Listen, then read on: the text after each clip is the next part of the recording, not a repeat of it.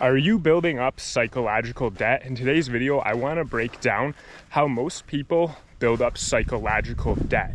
And you're probably familiar with monetary debt, right? You charge something to a credit card and you have to pay it off later. Well, the same thing applies for psychological debt. Guys, let me give you a few examples of what that means and how you can prevent it.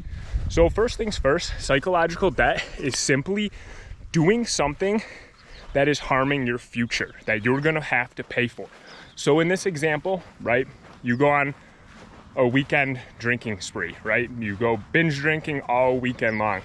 That's not free, guys. There's aside from the monetary cost, that's not free. You're gonna have psychological debt from that drinking spree. And here's why.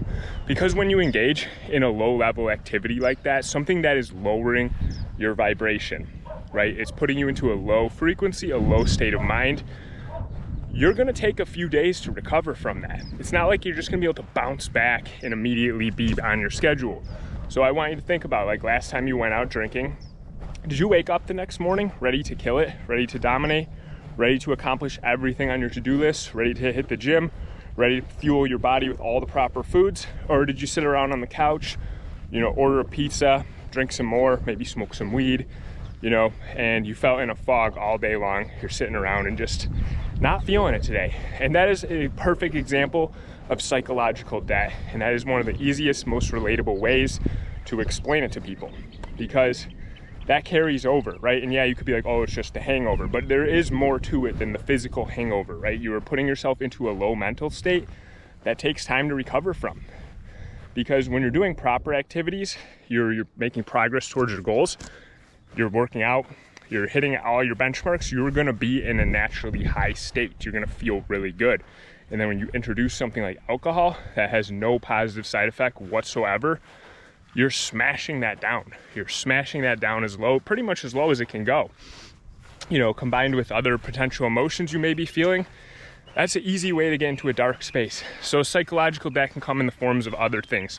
Doing activities that create shame, guilt, desire, right? If you're the type of person who's jealous about stuff, you're jealous somebody's got a better living arrangement than you, a better car than you, you're constantly looking online, how can I get this stuff? I'm looking for the easiest opportunity so that you think you can get something that you're desiring, or maybe it's a girl or drugs or whatever the case may be. You're in a state of desire, and that has a psychological debt to it as well.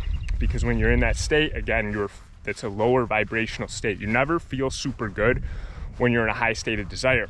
Like for me, I know personally, when I get into a mood where I'm like, I want to buy a car, like I'm going to buy some kind of car, and I'm looking at all the different cars that I potentially want to buy, and I'm in a state of desire. And I know, like, yeah, I could buy the car, but here's the thing. I'd rather work on being the person who can easily buy that car. There's not even a conversation about buying it.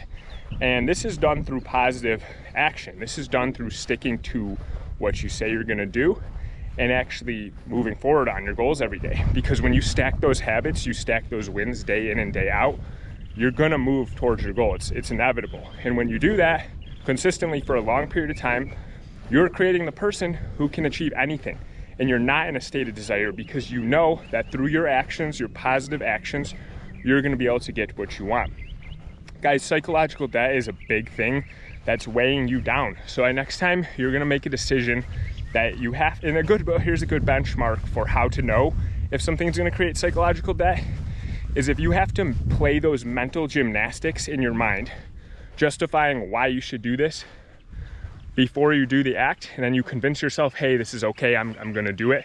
And then after, you're justifying to yourself why you did it, why it was okay, why it's not a big deal. That's the perfect example of how to know when you're doing something that's creating psychological debt for you.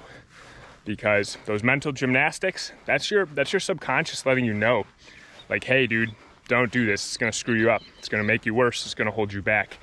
Guys, that's what I wanted to share. I think that's super important. A lot of people are racking up way too much psychological debt and not paying it off through positive actions. So you go out drinking every single weekend, you're not taking positive actions during the week, you are racking up a hefty bar tab, so to speak, right, of psychological debt. So guys, I want you to think about that. Again, we do daily uploads here. I'm working on a free course for you guys. It's just a 4-part course, right? This is the system that helped me exponentially improve my life in every single area, right? My mind and body, my physical, fitness, my financial situation, and led me to be happier, healthier, a lot more confident, feeling really good every single day. So I'm going to share that with you guys when it's out. There will be a link in the description down below this video. Make sure you subscribe to the channel. We're going to do daily uploads, every single day.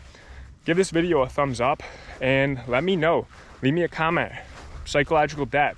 Are you accumulating it or are you not racking up any? Guys, I look forward to seeing you next video.